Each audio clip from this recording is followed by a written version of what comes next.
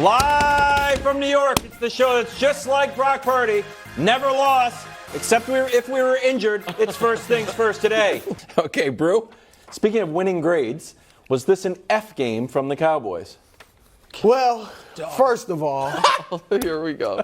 Can a brother get some props? Wildes? Me for calling Well, you deserve some props for calling a blowout. I will say this. But, Dusty, what Monday morning headline did I predict on Friday? Dak to school night. It was perfect. How we end the show on Friday is like a throwaway. It was perfect. I knew this was coming, so I will take that. All right, but Wildes, you saw the headline. Yeah. Can I pick it? Yes, you can. Thank you. All right, here's the thing. I wrote that upstairs. He's like, An F game typically is you didn't show up. Mm-hmm. You know, you overlooked the opponent. You took them lightly, so you didn't play to the best or even close to the best. Like of the your Arizona ability. game. like That's the Cardinals. yes, like the Cardinals. That's your typical F game. Mm-hmm. None of that applied to the Cowboys last night. They were focused. so it wasn't an F game? They were prepared. All right? They understood the magnitude of the game. Okay. They came to play. And they simply got beat up and beat down by a superior team. Yes, up and down by a superior team. They found themselves on the field with some team that was not only smarter, but more physical than them. A team that could not only out-execute them, but could out-push and shove them. So how you going to beat that? Yeah, how?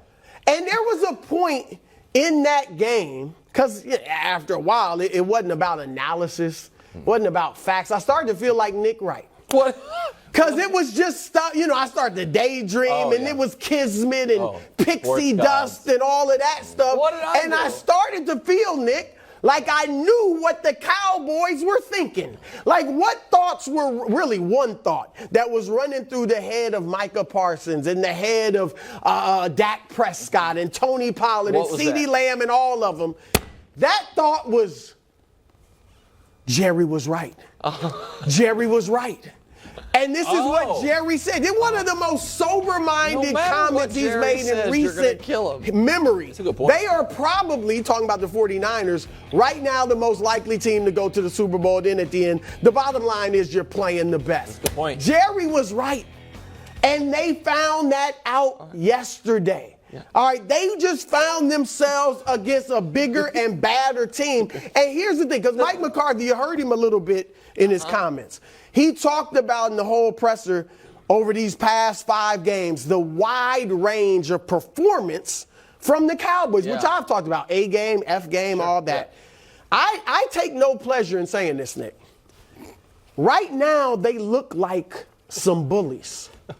Muscle up against the weak and feeble Giants. Yeah. We muscle up against the short-handed Jets. What about the Patriots? We muscle up against the pathetic Patriots. Well, that's too far, but I get it. But find yourself staring down at somebody or up or across at somebody that's a real one. Yeah. When the real ones step into the arena, the Cowboys fold it like a piece of loose leaf paper. All right? Drew, what's the grade? So now, let me get to the grade. We're 6 minutes in. The show's almost over. Look, because here's why I'm delaying. Okay, why? Because you don't want Nick to talk. You feel bad. They just lost to a much better team. Doesn't matter, man. Drew, should I blame Errol Spence for getting beat down by Terrence Crawford, who was just better? No. That's a good point. But this is sports. It is what it is. And it might seem harsh, but we give grades. So, Nick, give me the grade. You got to, because it's your team. They got beat down. You also need to contribute to the segment. F game. F game from the Cowboys. All right. Can I hate to say it, but that's you don't the hate truth. to say it. You love to say it. 6:30. A lot of TV shows are over by now. I think you enjoyed every last second of that. It wasn't bad. All right. It wasn't bad. That was mortifying on all accounts. Not you, Brew. The Cowboys' performance. It was devastating for me. I put the old 5-unit, what we call half a Mad Dog Russo, on the game. You probably forgot about that. All your live on the air. I told you, just give me the money. Okay. Dak, that was one of the 3 worst games of his career by any statistical measure. And unfortunately, it was followed the trend. Here's Dak now, how he's played against the Niners the last 3 years. Yeah. This was worse performance-wise than any of the playoff games, but obviously stakes-wise not as bad, but he's been awful in all 3 of them. The defense, which the biggest reason for me picking the Cowboys to go to the Super Bowl, forget win yesterday, go to the Super Bowl, what, Wildes? Just talking to the audience. What are you saying? I was talking to the audience, not you. What were you saying to the audience? Saying, I told him this last Okay, you did. You know what? You did. Wow. Can we try it? Let's try it. You did tell me this, but you've told me a lot of things that have not come to be true. So I can't. Word is not necessarily bond when it comes from that quadrant of the table. The defense I thought was going to be the best in the NFL this year.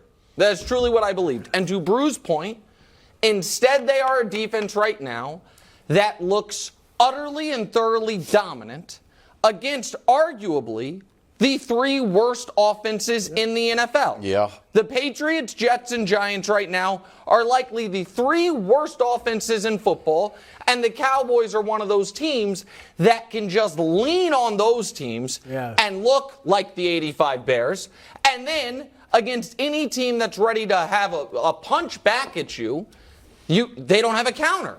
And we've spent for the last 2 years, the first 3 weeks of the season, Micah Parsons. Oh my goodness. And for the last 2 years, Micah, after amazing starts, has cooled off to where here's Micah's numbers against the guy who actually won Defensive Player of the Year last year, and the guy who right now is probably going to win it again. Wow. Micah does have him in pressures by a large amount. Every other category is greatly in the favor of TJ Watt, a guy who once again yesterday helped a team that had no offense whatsoever find a way to win against a quarterback that's won an MVP before. And this is the one where I only blame myself. The Mike McCarthy stuff, I just tried to be like, it'll be better. And Mike McCarthy had such a perfect Mike McCarthy 30 minutes in this game. Into the first half, the Cowboys use a timeout on defense to get the ball back, to try to get in field goal range. With 35 seconds left and 2 timeouts, they take a 1-yard sack. They're like, let's just go to halftime. Would they have gotten in field goal range? Probably not. But they needed 30-some yards to get there. And then, at halftime, you guys know, I don't ever cash out of bets or hedge bets or, man, when I saw the McCarthy halftime interview, I was like, is there a way for me to get out of this Cowboys position I'm so invested in? When McCarthy says I forget who the sideline reporter is, my apologies, for Sunday Night Football, says, I got away from the run game. That was my mistake. I'm like, oh, sweet Jesus. You're down 14, and now you're going to try to run in the teeth of this Niners defense. And then on 3rd and 4, down 2 touchdowns when the game was not over yet. 21-7 Cowboys ball, 3rd and 4. He runs the ball, and I'm like, okay, he's doing that because he's going to go for it on 4th down. And then they kick the field goal. Yeah, that's not great. They kick the field goal. Like they're going to get a stop. The only stop they got on the Niners was when Christian McCaffrey was going to score a touchdown and fumbled at the 1 after rolling over the Cowboys defender. It was a disastrous performance. Yeah, we told you this. And we told you okay, got it. I'm explaining everything that I saw. We did a lot. Yeah, listen, the Niners looked last night. Now, it's a long season, but the Niners looked like they were in a different class. No, that's not true. That's not true, according to Micah Parsons. Take a listen. Is that the same? Can I say that about the Patriots and the Cowboys too? when we lost by 35 points, granted it was a 32-point loss, but isn't that what he's supposed to say, bro? That's exactly what he's supposed to say, and that's what he has to say. How else could they feel? I mean, tell yourself. You may have to play them in the playoffs. If you want to get to where you're going to go, you're going to probably have to play them in the playoffs. So you have to tell yourself this. What I agree with is the score. It could have been worse.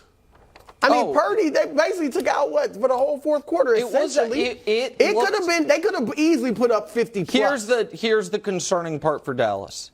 And again, I'm not throwing them away. It's a long season. We're to the early parts of October. It looked as lopsided as Cowboys Jets. Yeah. Last night, Niners-Cowboys looked as lopsided as Cowboys-Jets did, which is, again, it is true. Kevin Wildes sandwiched in between his Vikings to the Super Bowl and baby goat takes was the cogent analysis of the Niners are going to blow the doors off the Cowboys. Yeah. You were correct. Yeah, every once in a while. You were correct. Meanwhile, let's check in on Brock Purdy. Some people are calling the LeVar Ball of football. You want to say it? You know why they call him LeVar Ball of football? Say it. Say it. He has a bad shoe line? No, because he's a big baller and he's never lost. 252 yards, 4 touchdowns. 12 consecutive games he has won if he didn't need to go to the hospital afterwards. Here's how the QBs did. Now, mind you, Nick, we spent multiple A blocks on this. And we were like, man, you shouldn't trust Dak Prescott. You should trust Brock Purdy. He's got a great passer rating. Remember we did all that stuff? Remember Dak led the league in interceptions last year? Like, it was an aberration. I'm like, I don't know. And then you're getting cooked in the comments, and I read them and I write them. So I know. This guy. Is it time for you to admit that Brock Purdy is the real deal? I'm interested in this answer. Did you guys do my exercise last night watching the game? I did not. You know what? I did think about that. Okay, so and there's got to be some differences. Allow me to answer the question, please. I'll try not to go 19 minutes here. The exercise I ask people to do when Niners are in a standalone game is take out a little piece of paper, have the column, wows and yikes. Wow throws, give it a check mark. Yikes throws, give it a check mark. And so I did it last night. Brock Purdy last night, 5 wows, 1 yikes. Okay. He was excellent. Brock Purdy last night, fair is fair. I said all week I wanted to see him do it against the defensive caliber of the Cowboys. I am not now going to sit up here and be like, well, actually, the Cowboys defense isn't quite as good. I'm not going to do that. Maybe they're not the best defense in football like I thought, but they didn't lose Micah before the game or DeMarcus Lawrence. The Cowboys defense, listen. He was excellent. Yeah. There is the first touchdown to Kittle was a great play where he breaks out of the pocket. He had a couple other really nice ones. And this was wildly important because I don't think the Cowboys are dead, because I think the Seahawks are going to get a split with the Niners, because of a lot of things. I think having the tiebreaker with Dallas is super important if they were to end up with the same record, obviously. I know right now that seems impossible, but it's not. And so now, by playing this well in this spot, you have more wiggle room for a bad game, for a yikes game. He hasn't had one yet. He hasn't had one yet. I understand that. Now, I am going to be honest on all fronts here. Do I still think, if someone were to ask me, hey, Nick, the Niners don't win the Super Bowl, what's the reason? My guess would be him. Do I think he right now is their weakest link? I do. But and I actually think you might think he's their weakest link, which kind of means they might not have too many weak links. Right. But I don't think he's a weak link. He was excellent. There are no buts about yesterday's performance. Yeah. He was excellent and made some of those tougher throws that I've been asking him to make against a defense that I think is very good. That not enough for you, Wildes? I thought it would feel better. What Nick said? Yeah, well, because he didn't really fully answer. He talked about how well he played yesterday. We are asking for a memorandum on what and who is Brock Purdy. Because Brock Purdy is the truth. Yeah. I'm going to give you the memorandum. Yeah, he's like Paul Pierce out here. If you didn't know anything about these teams or about the stars, who were the stars, and you just watched that game yesterday, I like this. You would come away thinking, man, that quarterback in the red, that dude is bad. That's true. Because, Nick, Christian McCaffrey played well. He did the dirty work yesterday. He was the lunch pail. But he wasn't dominant. No, he averaged less than 3 yards per carry. That's true. Okay? Debo Samuel had 3 catches. Brandon Ayuk had 4. All right? Well, Brock Purdy was the star. Kittle only had 3. They were all touchdowns. Well, that helps. But Brock Purdy was the star. Yeah. All right? Brock Purdy, Nick, I think intangibles are huge for a quarterback. He's got enough of the athleticism. He's mobile enough. He's big enough at 6'1", 6'2". His arm is strong enough. It's not like a laser, but it's strong enough. But he is overflowing in the intangibles. Yep. Smart, quick decisions, poised, Confident. always calm. The confidence part confident is key. himself, and breeds confidence in his teammates. Like, this guy is legit. And we got to give him his props. He was excellent yesterday. And he's been, but Nick, we haven't seen him not be excellent. But there is right now, it would be a hard court case to win on my side of the argument. That part, listen, I'm not going to come on here and act like I'm going to say I he's saw better something. than Dak. Well, Not only was he better yesterday, I trusted him more, but he's Not a better. hot take. No, but Not a hot take. I mean, like, okay. Yeah, I won't. It's go not a that hot far. take. Go ahead. Nick doesn't agree. Yeah. Sure, you just have to pick one piece of evidence that proves your point, and I'll listen. But otherwise. Okay, let's look ahead. How far can the 49ers go now? The NFC odds here are San Fran at 1, Philly at 2, Dallas at 3, I guess so. Lions at 4, even though they literally just beat the champions and are now 4-1. And then the Saints, who are a good team. No, they're not. Yeah, they are. Man, the Saints can put some points on Somebody the board. told us they would be a good Yeah, they team. are good. You're right. Is this clearly a two-team race? No, this is where we need to remind everyone it's 5 weeks. It's been 5. And we also need to remember the NFL thus far this year is 4 for 4 now on humbling the hot team. Detroit, Dallas, Miami, Buffalo. And this week was San Francisco going into Cleveland with a very odd only 4-point spread where the entire world is going to be on the Niners and the Cleveland coming off a bye. Things can change very quickly. I think clearly right now, San Francisco and Philly deserve to be the favorites, but I am, Brew, not writing off Dallas, Detroit, or Seattle. I know I'm one of the only people that seems to respect Well, they're Seattle, playing well. but that's to me, those 3 teams all, I think we are being too reactionary if we write those guys off. I agree. First of all, you never know what can happen in the playoffs. All right, that's number one. But as you said, Philly and San Francisco look like the best teams. But what I'll say is this, Nick.